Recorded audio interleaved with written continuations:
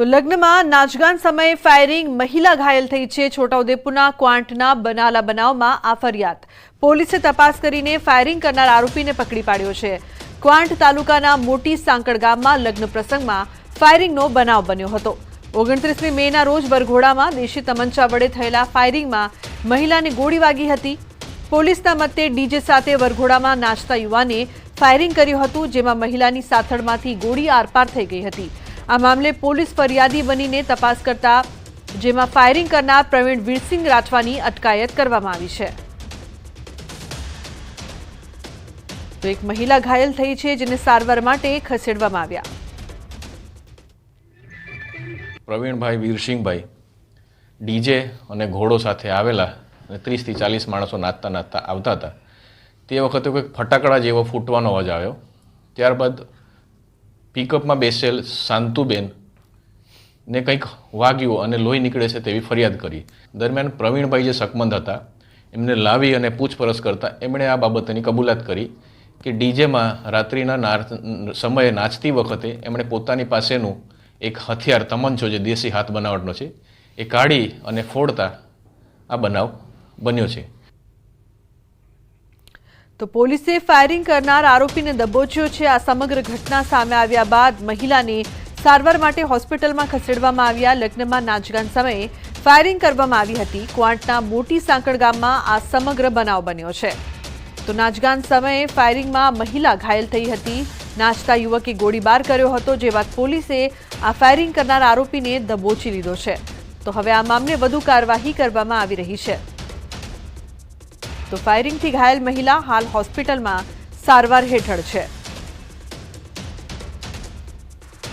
ઉલ્લેખનીય છે કે છોટાઉદેપુરના ક્વાંટના ગામમાં આ સમગ્ર બનાવ બન્યો હતો। ફાયરિંગ કરનાર આરોપીને પોલીસે પકડી પાડ્યો છે।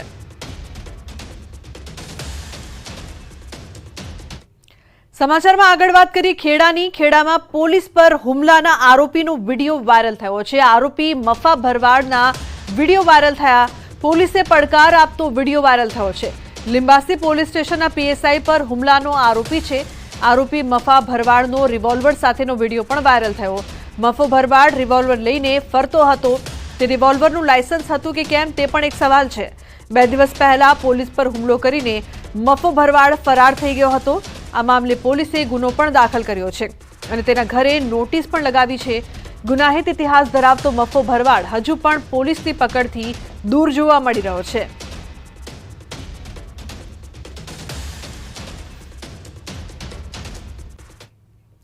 પાલનપુરના એરોમા સર્કલ નજીક મારામારીની ઘટના સામે આવી છે। રિક્ષા ચાલક અને અન્ય વ્યક્તિ વચ્ચે મારામારી થઈ।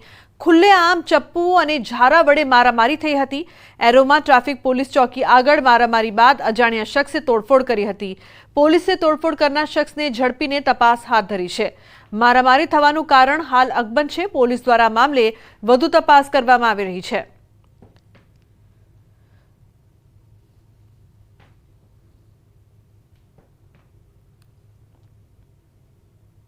તો રિક્ષા ચાલક અને વ્યક્તિ વચ્ચે મારામારી।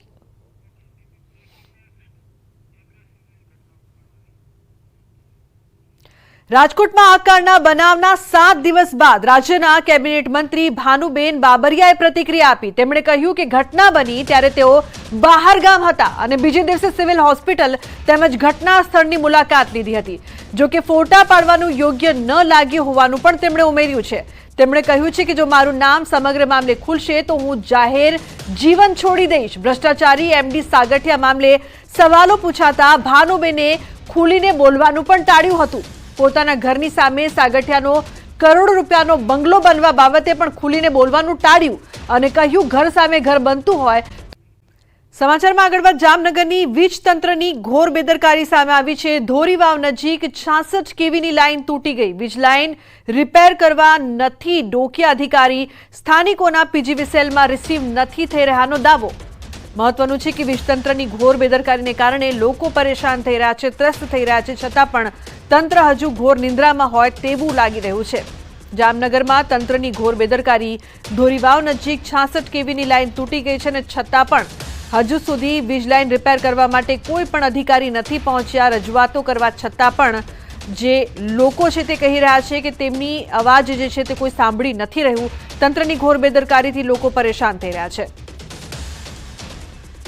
તો જો કોઈ દુર્ઘટના સર્જાય તો તેના માટે જવાબદાર કોણ, તે પણ એક મોટો સવાલ અહીં ઉપસ્થિત થઈ રહ્યો છે. વીજ લાઇન રિપેર કરવા માટે અધિકારીઓ છે તે ત્યાં પહોંચી પણ નથી રહ્યા, સાથે કોલ પણ રિસીવ નથી કરી રહ્યા તેવો સ્થાનિકો દ્વારા દાવો કરવામાં આવ્યો.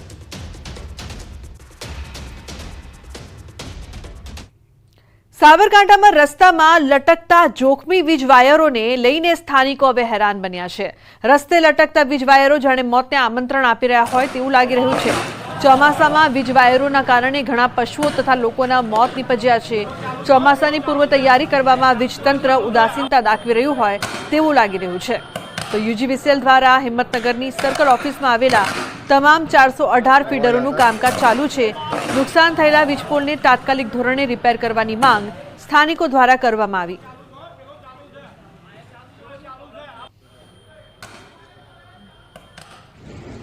આમાં કુલ 428 ફીડરમાંથી 250 ફીડરોનું અમે સમારકામ કરી ચૂક્યા છીએ અને બાકીનાનું પણ અત્યારે હાલ સમારકામ ચાલી રહ્યું છે. આ સમારકામમાં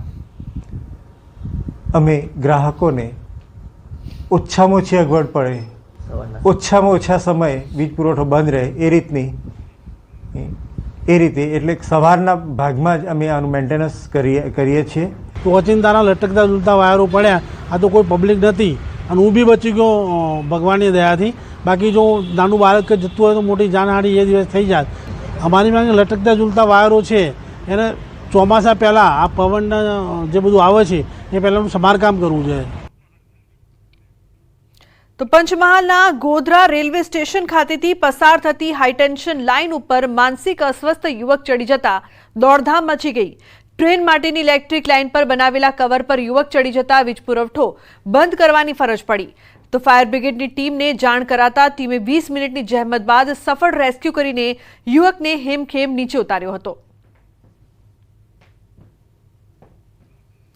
તો મહત્વનું છે કે માનસિક રીતે અસ્વસ્થ આ યુવક છે તે ઉપર ચડી ગયો હતો, જેને ભારે જહેમત બાદ નીચે ઉતારવામાં આવ્યો.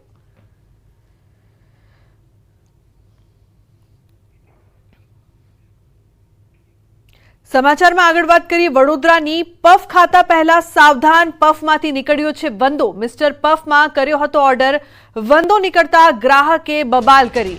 મહત્વનું છે કે જે પ્રકારથી પફમાંથી વંદો નીકળ્યો હતો તે બાદ ગ્રાહકે બબાલ કરી હતી અને ફરિયાદ કરી હતી.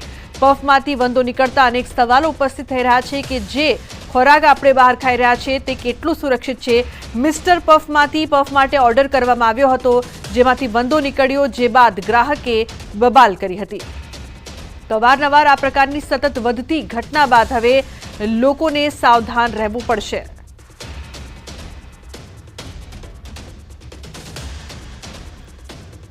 મિસ્ટર પફમાંથી ઓર્ડર કરવામાં આવ્યો હતો.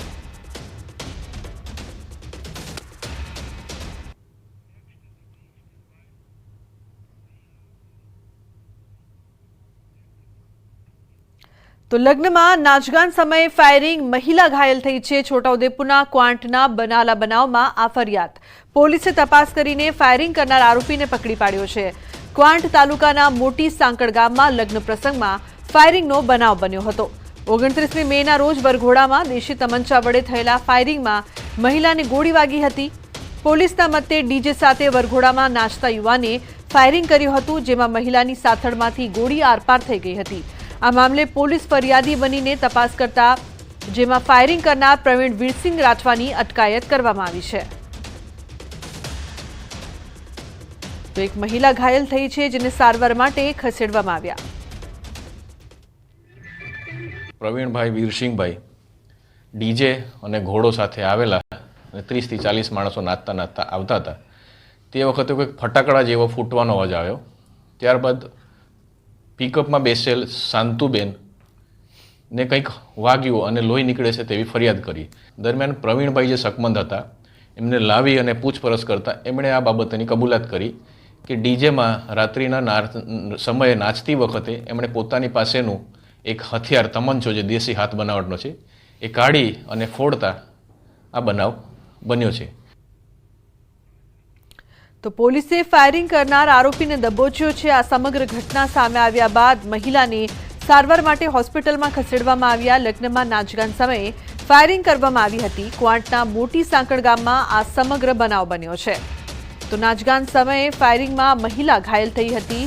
નાચતા યુવકે ગોળીબાર કર્યો હતો, જે બાદ પોલીસે આ ફાયરિંગ કરનાર આરોપીને દબોચી લીધો છે. તો હવે આ મામલે વધુ કાર્યવાહી કરવામાં આવી રહી છે. તો ફાયરિંગથી ઘાયલ મહિલા હાલ હોસ્પિટલમાં સારવાર હેઠળ છે.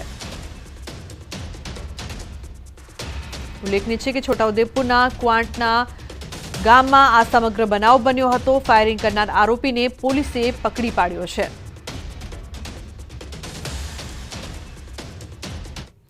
સમાચારમાં આગળ વાત કરી ખેડાની. ખેડામાં પોલીસ પર હુમલાના આરોપીનો વિડીયો વાયરલ થયો છે. આરોપી મફા ભરવાડના વિડીયો વાયરલ થયા. પોલીસે પડકાર આપતો વિડીયો વાયરલ થયો છે. લિંબાસી પોલીસ સ્ટેશનના પીએસઆઈ પર હુમલાનો આરોપી છે. આરોપી મફા ભરવાડનો રિવોલ્વર સાથેનો વિડીયો પણ વાયરલ થયો. મફો ભરવાડ રિવોલ્વર લઈને ફરતો હતો. તે રિવોલ્વરનું લાયસન્સ હતું કે કેમ તે પણ એક સવાલ છે. 2 દિવસ પહેલા પોલીસ પર હુમલો કરીને મફો ભરવાડ ફરાર થઈ ગયો હતો. આ મામલે પોલીસે ગુનો પણ દાખલ કર્યો છે અને તેના ઘરે નોટિસ પણ લગાવી છે. ગુનાહિત ઇતિહાસ ધરાવતો મફો ભરવાડ હજુ પણ પોલીસની પકડથી દૂર જોવા મળી રહ્યો છે.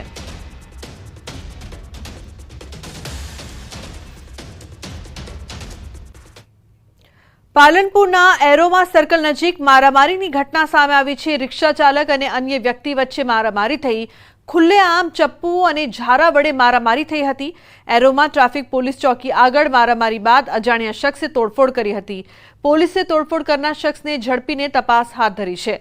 મારામારી થવાનું કારણ હાલ અકબંધ છે. પોલીસ દ્વારા આ મામલે વધુ તપાસ કરવામાં આવી રહી છે.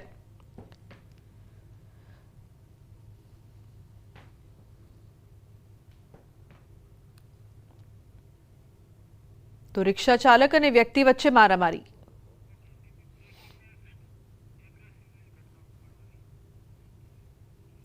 રાજકોટમાં આ કાંડના બનાવના 7 દિવસ બાદ રાજ્યના કેબિનેટ મંત્રી ભાનુબેન બાબરિયાએ પ્રતિક્રિયા આપી. તેમણે કહ્યું કે ઘટના બની ત્યારે તેઓ બહાર ગામ હતા અને બીજે દિવસે સિવિલ હોસ્પિટલ તેમજ ઘટના સ્થળની મુલાકાત લીધી હતી. જો કે ફોટા પાડવાનું યોગ્ય ન લાગ્યું હોવાનું પણ તેમણે ઉમેર્યું છે. તેમણે કહ્યું છે કે જો મારું નામ